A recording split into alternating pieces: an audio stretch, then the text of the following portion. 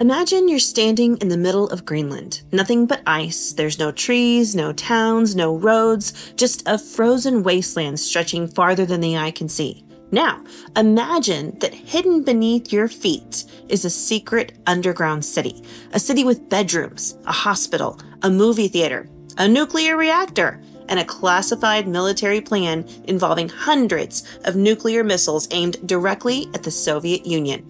It sounds like the plot of a rejected James Bond movie that was written by a man suffering from severe frostbite, but this actually happened because during the Cold War, the United States military looked at the largest ice sheet in the Northern Hemisphere and collectively decided, you know what that needs? A secret nuclear city. And somehow, that's not even the craziest part of the whole plan, because the real goal wasn't simply living under the ice. The real goal was hiding hundreds of nuclear missiles beneath Greenland and then creating one of the most ambitious military projects in human history.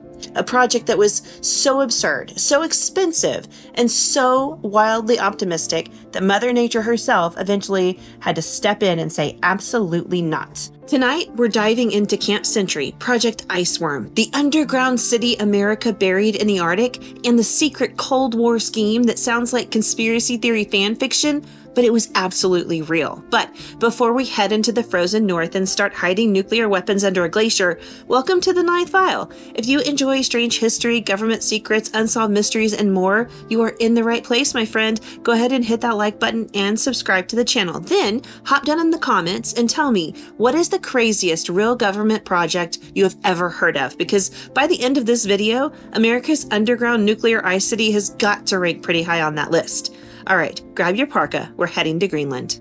To understand Camp Century, we need to understand the Cold War itself. And to understand the Cold War, we have to go all the way back to the end of World War II. In 1945, Nazi Germany was defeated. The war in Europe was over, cities were in ruins, millions were dead, and for a brief moment, it kind of looked like the world might finally get a chance to catch its breath. Instead, humanity immediately started speed running into a brand new crisis because the alliance that had defeated Hitler wasn't exactly built on friendship. It was built out of necessity. The United States, Great Britain, and the Soviet Union had all worked together because they shared a common enemy. Now, the moment that enemy disappeared, all the cracks started showing. On one side, you have the United States and all of its allies. On the other, the Soviet Union, and both sides looked at each other with the same level of trust that is normally reserved for a rattlesnake wearing brass knuckles.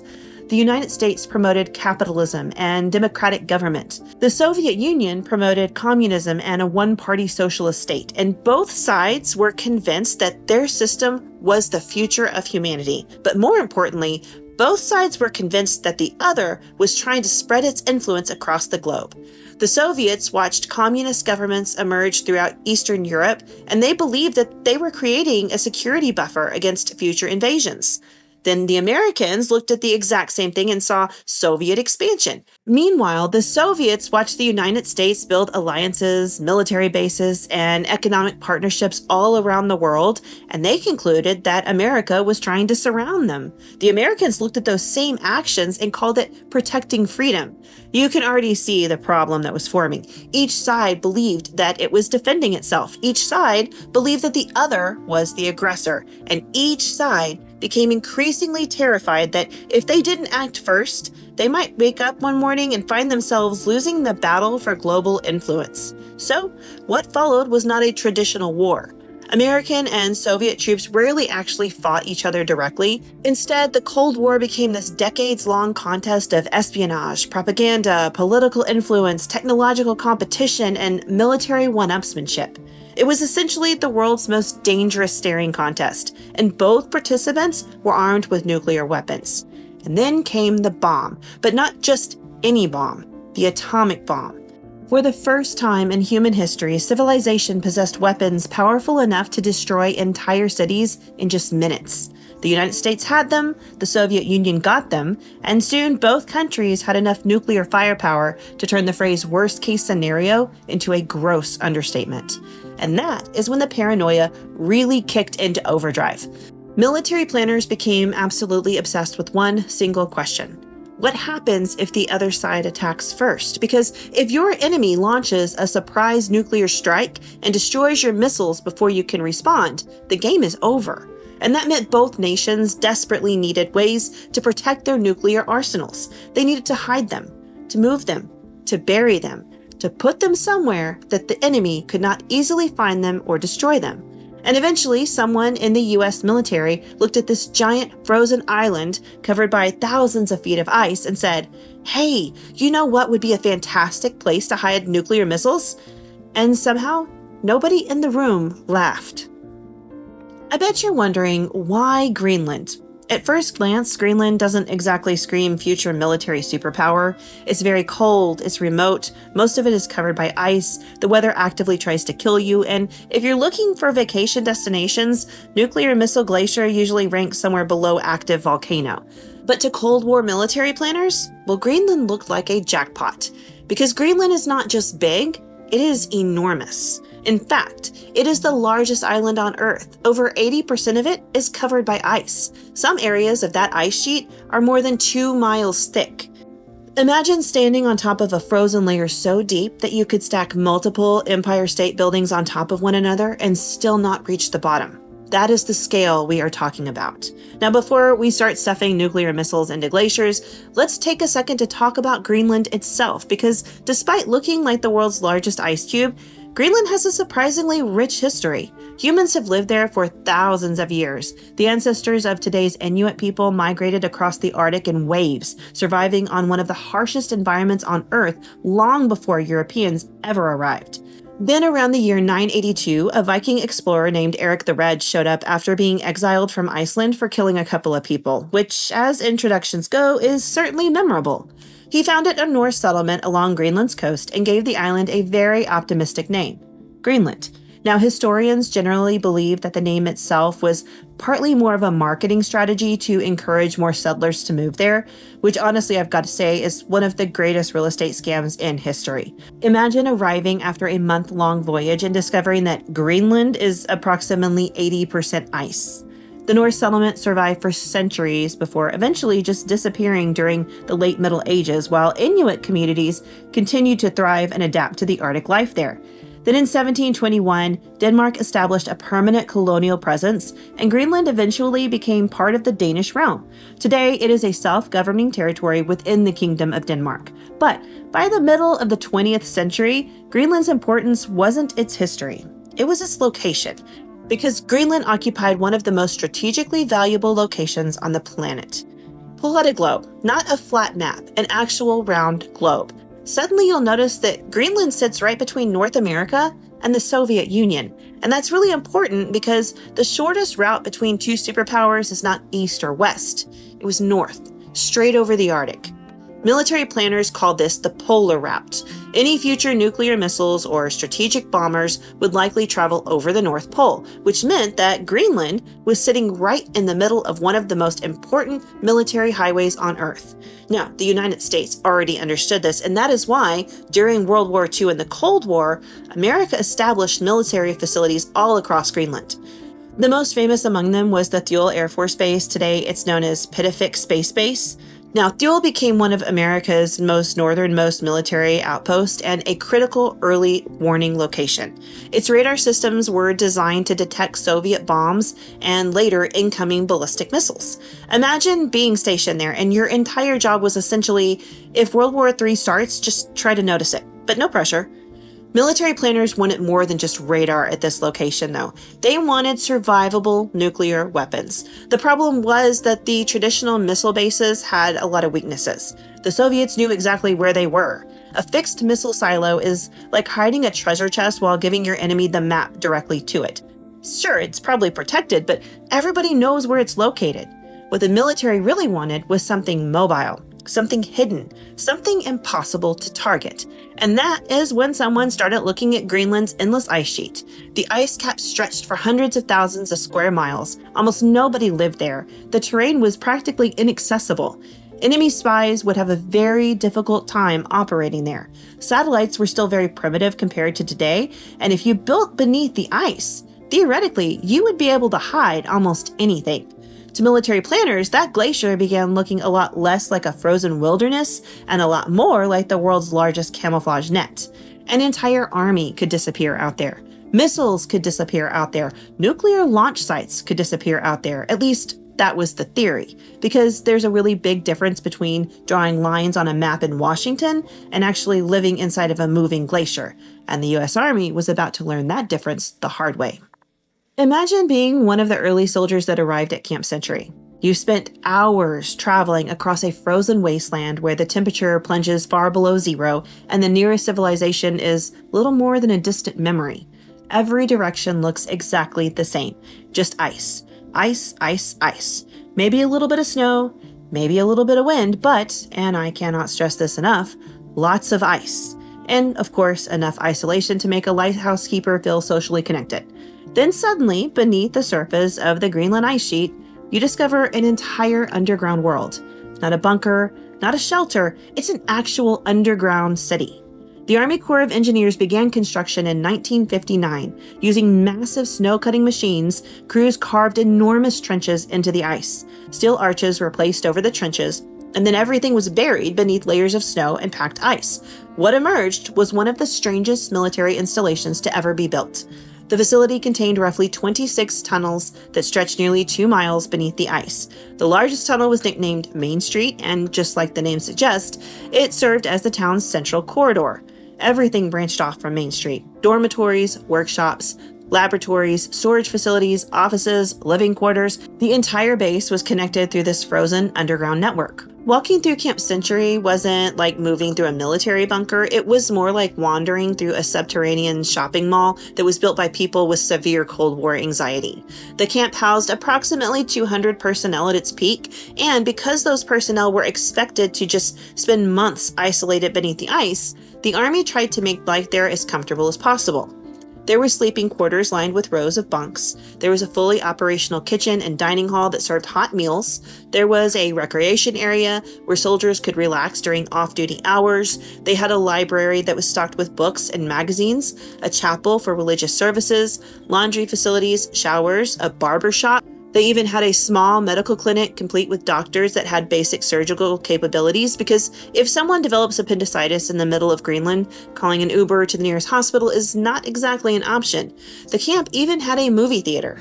Think about that for just a second. You are living beneath thousands of tons of ice, and you're in one of the most remote locations on Earth. But on Friday nights, you're watching movies with your buddies.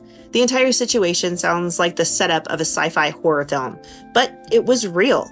Scientists also worked at Camp Century. The base contained laboratories where researchers studied Arctic engineering, glaciology, weather patterns, snow accumulation, and ice movement. In fact, one of Camp Century's most important scientific achievements actually came from a deep ice core that was drilled through the Greenland ice sheets. The core provided researchers with a record of ancient climate conditions stretching way back over 100,000 years. Ironically, one of the most ambitious military projects of the Cold War accidentally produced some of the most valuable climate science data that's ever been collected.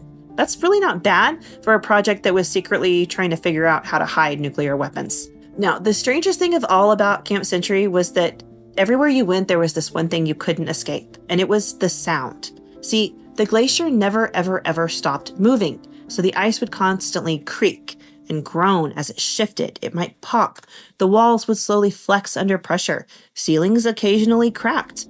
Engineers constantly monitored the tunnels because the entire city was being squeezed by a moving sheet of ice.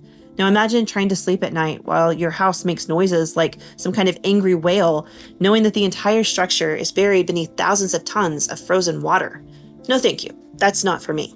Yet despite the isolation, the darkness, and the constant pressure from the ice, many former residents later described Camp Century as surprisingly comfortable.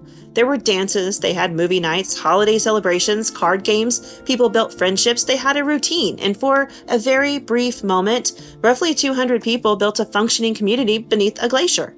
But Camp Century wasn't really built for comfort, it was more about science. And it wasn't even about proving nuclear power could work in the Arctic. Those were just side quests. The real mission here remained hidden behind classified documents and military secrecy, because Camp Century was merely the prototype. It was the first step towards a plan that was so ambitious, it would eventually become known as Project Iceworm. Now, I have to admit that up until this point, Camp Century actually sounds pretty impressive. You've got this underground city with miles of tunnels and hundreds of people living below a glacier. I mean, that's pretty wild. But we have not even gotten to the craziest part yet, because eventually someone asked another very important question. How exactly are we supposed to power an underground city in the middle of Greenland? The answer was apparently a nuclear reactor, because of course it was. See, here's the one thing that the Cold War loved almost as much as paranoia. It was to slap nuclear reactors onto problems and just see what happened. Need electricity? Nuclear reactor. Need some heat? Nuclear reactor. Need to power an underground city buried beneath thousands of tons of ice? Believe it or not, nuclear reactor. The reactor installed at Camp Century was known as PM-2A, and despite sounding like a droid from Star Wars, it was a very real, very portable nuclear power plant.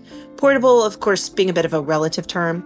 The reactor itself weighed hundreds of tons, and it had to be shipped to Greenland in pieces before being fully assembled beneath the ice. Imagine being the poor soldier who had to explain that assignment in a letter home. Dear Mom, today I helped build a nuclear reactor inside of a glacier. No, I don't know why. Yes, it sounds like a supervillain origin story. Love, Jimmy. Once operational, the reactor became the beating heart of Camp Century. It produced electricity, heat, hot water, and enough power to keep the underground city functioning around the clock. Lights stayed on, laboratories operated, meals were cooked, movie projectors rolled, soldiers took warm showers, and it was all thanks to a nuclear reactor that quietly hummed away beneath the Greenland ice sheets. And for a while, it actually worked remarkably well. Looking back, it's amazing how much faith the 1950s had in nuclear technology. Modern engineers tend to ask questions like, what are the risks, or what could go wrong? Should we maybe not do this? Meanwhile, Cold War engineers looked at a glacier and said, let's stick a reactor in it. Different times, right? Now, if you are sitting there thinking, okay, an underground city powered by a nuclear reactor is already pretty insane, I completely understand where you're coming from. But here's the thing. Like I mentioned earlier, Camp Century wasn't necessarily the destination. It was the prototype, the test run, the dress rehearsal, the proof of concept. The military equivalent of building a tiny model before constructing the world's largest and most expensive backyard project. Because hidden behind Camp Century was a classified plan known as Project Iceworm.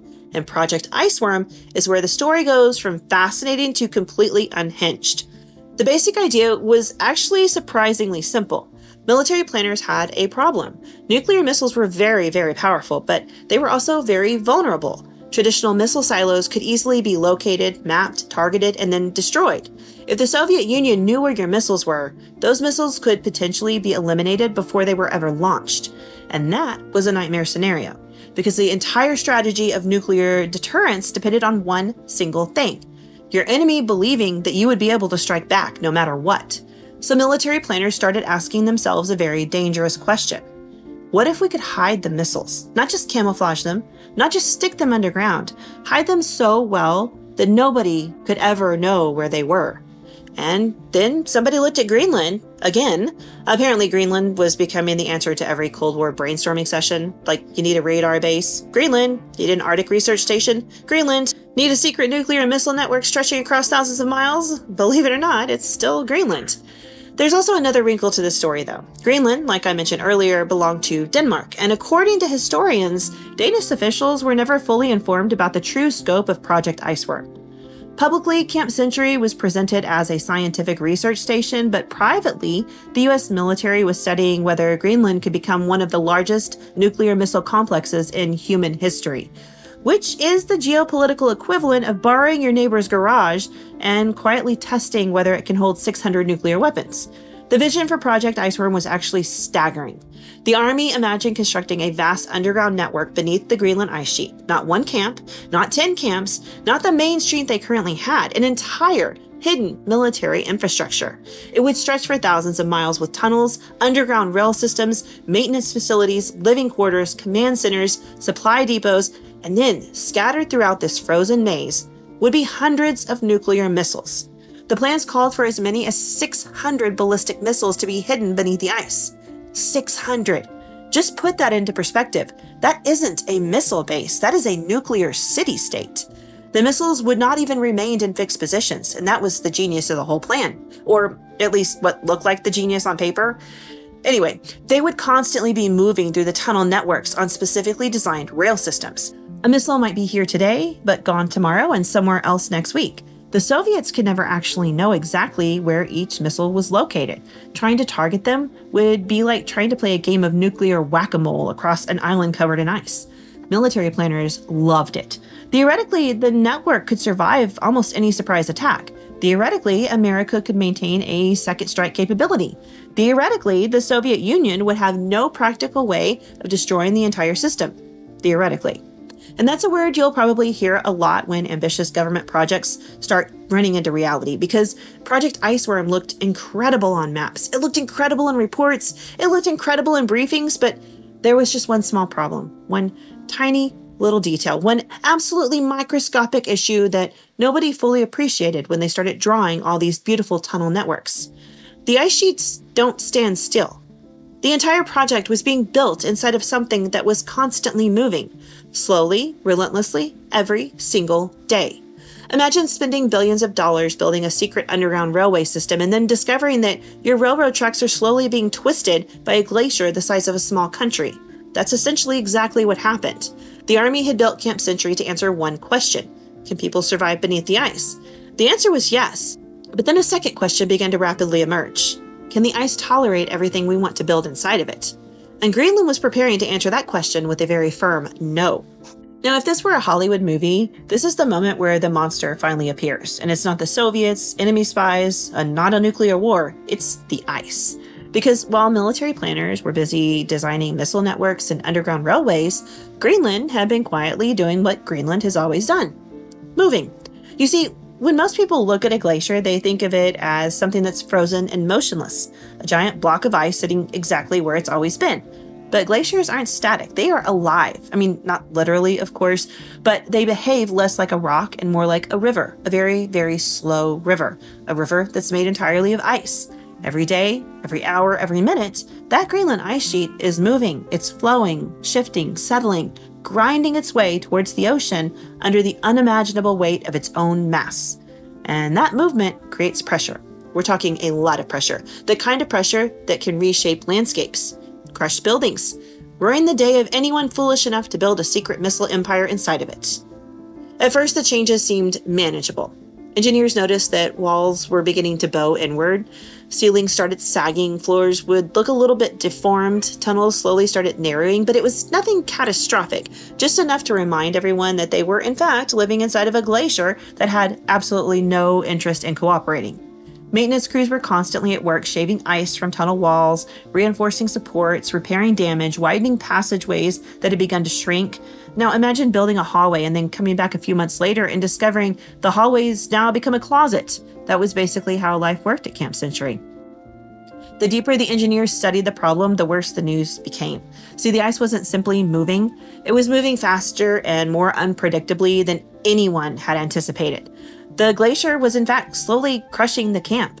Not in some violent, dramatic way, just relentlessly, like a giant frozen boa constrictor squeezing tighter and tighter year after year. Now suddenly, the military's grand vision began to fall apart. Because if engineers were struggling to maintain a single underground city, how were they supposed to maintain thousands of miles of missile tunnels? Think about it. Project Iceworm wasn't supposed to be just one camp. It was supposed to be an enormous underground network. Thousands of miles of tunnels, hundreds of missile launch sites, rail systems, storage depots, housing complexes, command centers. Now imagine trying to repair all of that while the entire structure is slowly being twisted, squeezed, warped, and crushed by moving ice sheets. The logistics become absurd. The maintenance costs become astronomical, and the chances of success begin to evaporate faster than common sense at a Cold War planning meeting. By the early 1960s, the Army had a problem. Actually, scratch that, they had several problems. The tunnels were deforming faster than expected. It turns out building a secret military base inside of something literally called an ice sheet comes with certain engineering challenges. Maintenance requirements were growing rapidly, operating costs were skyrocketing, and the fundamental assumption behind Project Iceworm, that the ice could serve as a stable platform for a massive missile network, it was proving to be dangerously flawed. The glacier simply wasn't cooperating, and it wasn't impressed by what they built, and it really didn't care how much money the government had spent. Nature had effectively looked at one of the most ambitious military projects in history and responded with a, "Aw, that's cute." military planners began reaching a very uncomfortable conclusion. Camp Century had successfully proven that people could live beneath the ice, but it had also proven something else, something that was much more important. The ice sheet could not support the enormous missile complex they envisioned. The dream of Project Iceworm was dying quickly, not because of Soviet espionage and not because of enemy action, not even because of politics, but because a glacier just refused to sit still. And honestly, I think that's kind of the most Cold War ending imaginable. Millions of dollars, years of planning, secret military studies, nuclear technology, hundreds of engineers, and it was all defeated by frozen water. By the mid-1960s, the Army knew the project was completely finished. The missile network would never be built. Project Iceworm was effectively dead in the water. Now all that remained was deciding what to do with Camp Century itself, and that decision would go on to create a whole new mystery. So by the mid-1960s, the writing was on the wall, or more accurately, the writing was on the ice. Project Iceworm was finished. The military had proven that people could in fact survive beneath a glacier, and they had proven that a nuclear reactor could power an underground city in one of the harshest environments on Earth. They'd even proven that scientists, engineers, and soldiers could build a functioning community beneath tons of ice. What they had not proven was that any of it made any sort of strategic sense. The glacier was winning. And in 1967, after less than a decade of operation, Camp Century was officially abandoned. Just think about that, okay? There was years of planning, this massive amount of engineering effort, a nuclear reactor shipped and rebuilt in Greenland, millions of dollars spent, an underground city that was carved into a glacier. And after less than 10 years, everyone packed up and went home. That has got to be the most expensive, well, that didn't work moment in military history. Now, to be fair, the Army did not simply walk away overnight. Personnel dismantled whatever equipment that they could, and to the Army's credit, they did remove the nuclear reactor, which is generally considered good manners when moving out. Sensitive material was taken away, useful equipment was salvaged, but not everything left with them. Some infrastructure remained, construction materials remained, fuel remained, and waste remained, some of it of the nuclear variety. Because the assumption at the time was actually pretty simple. The glacier would just keep accumulating snow forever, and everything left behind would just stay buried forever. Problem solved. Future generations' problem avoided. Paperwork was complete, everybody went home, and honestly, at the time, that assumption probably sounded pretty reasonable. The Greenland Ice Sheet is massive, and snow does in fact fall there year after year, layer after layer, decade after decade. The camp was already being buried while people were living there. Many engineers assumed that the entire site would just disappear beneath the ice and remain frozen there indefinitely like a frozen time capsule. It was locked away from the world. And for a while, that's exactly what happened because the snow continued to fall, the tunnels continued to collapse, the structures buckled, and the glacier just slowly consumed everything. Year after year, Camp Century sank deeper and deeper beneath the ice. Main Street vanished, the dormitories were crushed, laboratories disappeared, the theater was no longer there, and the chapel was gone. The underground city that had once housed nearly 200 people just simply faded from existence. Well, at least from the surface. Because beneath the snow, the remains were very much still there, and they were waiting, buried beneath dozens of feet of ice like a lost civilization from a forgotten age. And as the years passed, most people completely forgot that Camp Century ever even existed. The Cold War moved on, new weapons were developed, new military bases were built, and new crises emerged. But somewhere beneath Greenland, an abandoned nuclear-age ghost town sat frozen in the darkness, undisturbed, silent, and almost completely gone. Until decades later, when scientists flying over Greenland noticed something very strange beneath the ice, something that wasn't supposed to still be visible, and suddenly, one of the Cold War's strangest projects came back from the dead. Because Camp Century wasn't destroyed, it wasn't demolished, it wasn't blown up, it was just buried, and sometimes buried things have a way of resurfacing. Scientists had really started looking heavily beneath the ice, not because they were searching for secret military bases or anything. They weren't hunting Cold War relics. They were just studying the Greenland Ice Sheet itself, and they began using very sophisticated radar systems that were capable of seeing through snow and ice. Think of it like an X-ray for a glacier. So instead of seeing bones, they could see the structures buried deep beneath the surface. And when those radar signals started bouncing back from Greenland's ice sheet, scientists noticed something very unusual, something geometric, something artificial, something that absolutely did not belong in a glacier. The remains of Camp Century. The lost city was still there, not completely intact and certainly not operational. It was just there, hidden beneath decades of accumulated snow and ice, an entire Cold War archaeological site frozen in time. Somewhere, an archaeologist probably looked at that radar image and thought, fantastic! The Vikings left ruins, the Cold War left nuclear infrastructure. Imagine flying over Greenland today. From the surface, you see nothing, just endless white stretching toward the horizon. There's no buildings or roads, no signs of human activity, yet buried beneath all of that ice lies the remains of dormitories, workshops, laboratories, storage areas, an old theater, a hospital, pieces of Main Street, the skeletal remains of a city that had once buzzed with life. It's honestly one of the closest things we have to a real-life Atlantis, except instead of sinking beneath the ocean, it just disappeared into a glacier. And then the story took another unexpected turn because scientists realized that Camp Century wasn't just a fascinating historical curiosity, it might also be a future environmental problem. Remember all of those things that the Army had left behind, like construction materials, fuel, waste, chemicals? The assumption in the 1960s was that these materials would remain locked beneath the ice forever. But climate scientists began asking a very uncomfortable question. What if forever is not actually forever? Because you see, Greenland's ice sheet is not static, and modern climate change has increased concerns about melting and changes in ice behavior across parts of Greenland. If future conditions continue to change, researchers worry that materials buried at Camp Century will eventually become exposed, and suddenly, a Cold War project abandoned decades ago becomes quite relevant again, not because of the missiles or the espionage, but because of environmental science. It is quite a bizarre twist of history. Now, the information eventually became public, and the internet did what the internet does. Once people learned that there was a secret city buried beneath Greenland, things started to get weird. Like, really weird. Because if history has taught us anything, it's that the phrase, secret underground military base hidden beneath Arctic ice, is basically conspiracy theorist catnip. And before long, Camp Century found itself at the very center of some very strange theories. Now, if you've spent any amount of time on the internet, you probably know what's going to happen next. Someone discovers that America once built a secret underground city beneath Greenland, and then someone else learns that there were classified military documents involved. Then somebody notices that there was tunnels, and suddenly half the internet is standing in front of a conspiracy board covered in red string, because apparently there is no piece of history so bizarre that we cannot make it weirder. The moment Camp Century became widely known about, the theories immediately started pouring in. Some people became convinced that the base was never really about missiles at all, that it was supposedly built to investigate alien technology that was hidden deep beneath the ice. Others claimed that the military had discovered evidence of an ancient lost civilization, and some insisted that Camp Century was connected to secret Nazi installations that were hidden in the Arctic. Others even claimed that the tunnels were part of a larger underground world stretching beneath Greenland.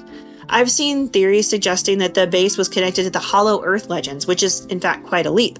That's like finding an abandoned Walmart and concluding it was built by the Atlanteans. But here's the thing. There is absolutely no evidence supporting any of those claims. There is no alien artifacts, no underground civilizations, no secret Nazi supercity, no frozen spacecraft, and no hidden portal to the center of Earth. And honestly, that's okay because the truth is already ridiculous enough. Let's just review really quick what actually happened. The United States Army built a nuclear-powered city beneath a glacier. They secretly planned to hide hundreds of nuclear missiles underneath there. They proposed thousands of miles of tunnels, a rail system that would carry mobile nuclear launchers, an underground missile network that was larger than many countries' transportation systems. And then the entire plan was defeated by frozen water, and that's the real story. And somehow it is every bit as fascinating as all of those conspiracy theories, but it's actually true. And I think the real lesson here is something we see over and over again all throughout history. Reality is often stranger than fiction. When people hear the words Cold War, they usually start imagining spies or cold breaking, secret agents, maybe a few dramatic speeches. What they don't imagine is engineers spending years trying to build a nuclear missile railroad inside of a moving glacier, yet that is exactly what happened. Camp Century was no myth. Project Iceworm was not a rumor. The documents were real, the tunnels were real, the reactor was real, and the plan was real. And for a brief moment, some of the smartest engineers and military planners in America genuinely believed that they were building an underground nuclear empire beneath Greenland. And you know what? For a brief moment, they almost succeeded. But the story also reveals something deeper. The Cold War era was driven by fear. A fear of invasion, a fear of nuclear war, a fear of ideological enemies spreading across the globe, and fear pushed governments to attempt some very extraordinary things. Sometimes they were brilliant, and sometimes they were terrifying, and occasionally they were so absurd that they sounded like rejected movie scripts. Camp Century kind of falls mainly into that last category. It's a story about human ambition, human ingenuity, human paranoia, and the limits of all of those. Because in the end, the Soviet Union did not destroy Project Iceworm, a glacier did. There was no enemy attack or espionage or sabotage. It was just simple physics. And there is something strangely poetic about that. For all of our technology, all of our weapons, all of our plans, nature still gets to vote, and Greenland voted no. Camp Century really is one of my favorite kind of historical stories, not because it has anything paranormal or supernatural, but because it is, in fact, very real. The Cold War produced some truly unbelievable ideas. Every now and then you stumble across a story that just sounds too ridiculous to be true. You know, if you heard nuclear city beneath the ice, hundreds of hidden missiles, nuclear reactors under ice, you'd probably think that I was crazy, but the thing is, it really happened, and that's what makes it so much fun to talk about now. Anyway, if you enjoyed this deep dive into one of the strangest Cold War projects ever attempted, make sure and hit the like button and subscribe, and then join me here on the 9th File. Also, let me know in the comments, would you have volunteered to spend a year living inside of a nuclear-powered city buried beneath a glacier? Because personally, I think I'd last about 3 days before trying to hitchhike home on a polar bear. Anyway, until next time, stay curious and keep digging through the files.